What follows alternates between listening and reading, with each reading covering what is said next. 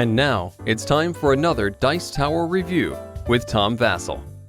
It's too bad YouTube has restrictions on the music you play, otherwise you'd be hearing the fantastic soundtrack for Lord of the Rings right now. But you could imagine that, I suppose.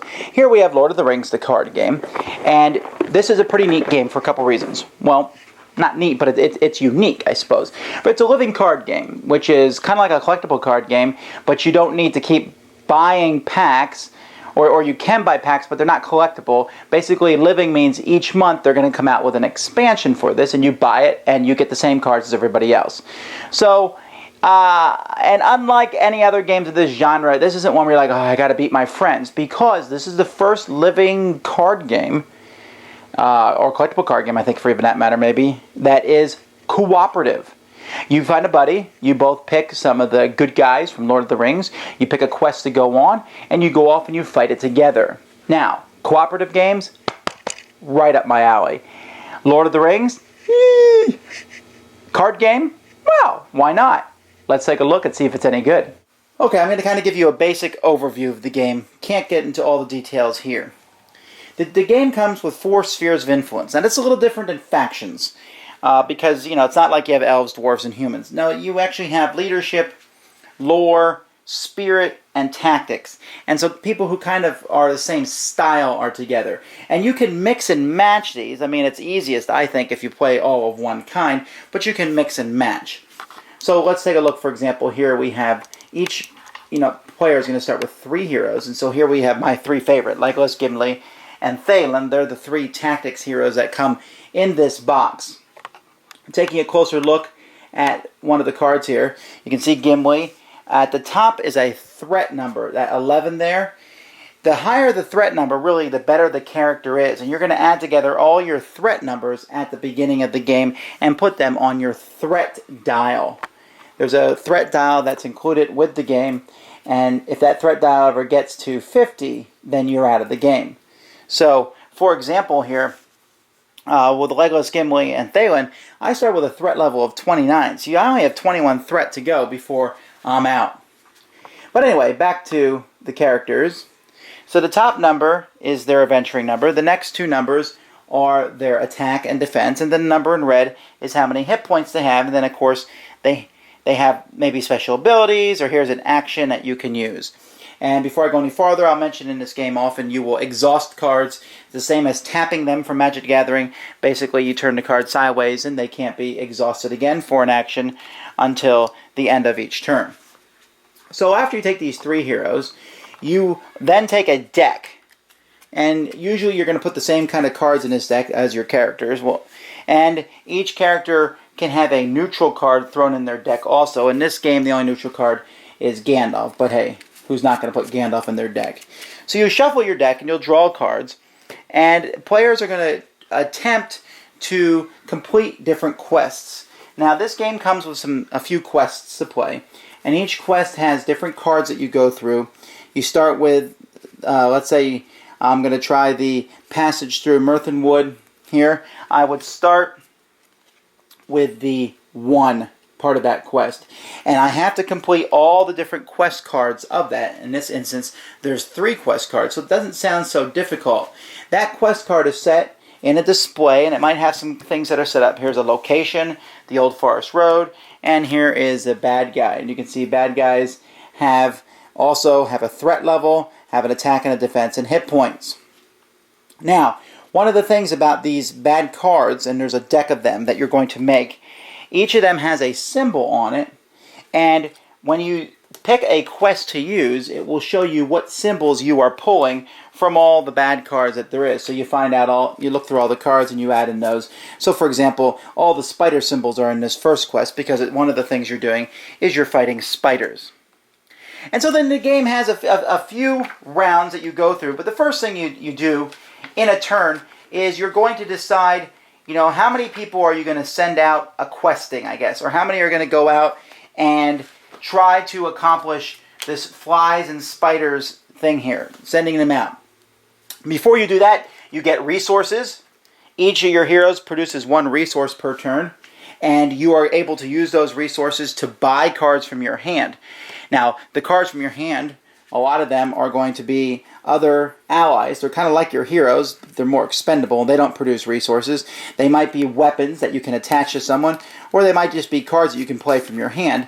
But there's a cost up there, and that cost can be paid by any hero who happens to have the same matching icon. So, for example, this deck, it's basically as if I have 3 of the same mana, or 3 of the same type of resource that I can pay. But if you had different characters in your deck, then you'd have to mix and match and say, okay, this guy can only pay for the red cards, and if she was in my deck down here, she can only pay for the green cards, etc. So I can put out some more cards, but then I pick which of my characters are going to send out in the quest. So let's look here, for example. Let's say I send out these 2 people on the quest. Now I look at their adventuring token, total, and it's 3 and 2, so that's 5. I then go over here to where the quest is going on, and I look at the threat level. The Old Forest Rune has a threat level of 1, and the Spider has a threat level of 2. So it has a threat level of 3. And then I'm going to turn over 2 more cards, 1 for each player. Now if I was playing solo, I'd only turn over 1. And I add another 3 threat to this total here. So there's 6 threat, and we sent out 5. So actually, we don't get any questing points, and in fact, our threat level goes up by 1 because, well, the enemy is doing better than we are. Had we sent out more people, then we would have added some of these adventuring tokens onto this card, and as you can see, the flies and spiders, once it gets 8 on it, then that card goes away, and we go to the next part of the quest.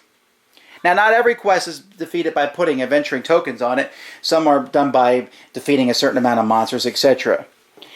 Players can decide to go to one of these locations so that this, otherwise this number is going to keep going. They're not at the location, it's just threat in the distance. They can go there, but then they have to adventure here and get 3 adventuring tokens to get rid of this. And also, some of these might have negative or positive effects on the character also. After characters do that, then the rest of their characters are basically going to fight. You can choose to fight any specific enemy, but if the enemy's threat level is below or equal to your threat level, they're going to come attack you anyway. And so characters will attack basically by comparing attack numbers to defense and taking out the hit points, etc. But before each enemy attacks, they will draw another enemy card, and you'll notice on each enemy card here, you can see there's nothing on this one, but on many of the enemy cards, there is a part on the bottom called Shadow. This one says defending player must choose and discard 1 attachment he controls. If an enemy has a shadow, you do that shadow first. The enemy attacks you, does their damage first. Then anybody you have left who has not already been exhausted can exhaust themselves to fight back, and maybe you'll defeat the enemies, which might have some positives or negatives. Hopefully your heroes don't die, because if all 3 of your heroes dies, then you're out of the game. If you get 50 threat for any reason, you're out of the game. And you win by going through all the quests. When you finish your last quest card, you're the winner. There's some hit point tokens, and there's a little bit more. And this looks a little confusing, and I probably didn't explain it the best. I'm just trying to give you an overall feel of how the game works. The different factions certainly have different feels. For example, my favorite one, the Legos, Gimli and Thalen, they're certainly all about fighting, okay, especially the cards that are in their deck.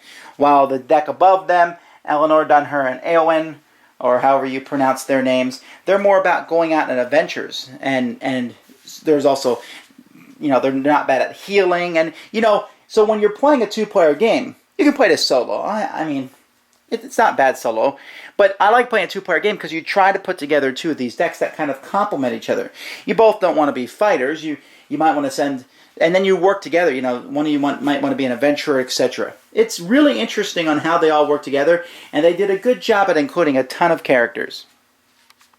I have to admit that the living card game thing turns me off when I hear about it initially. Like, oh, a living card game.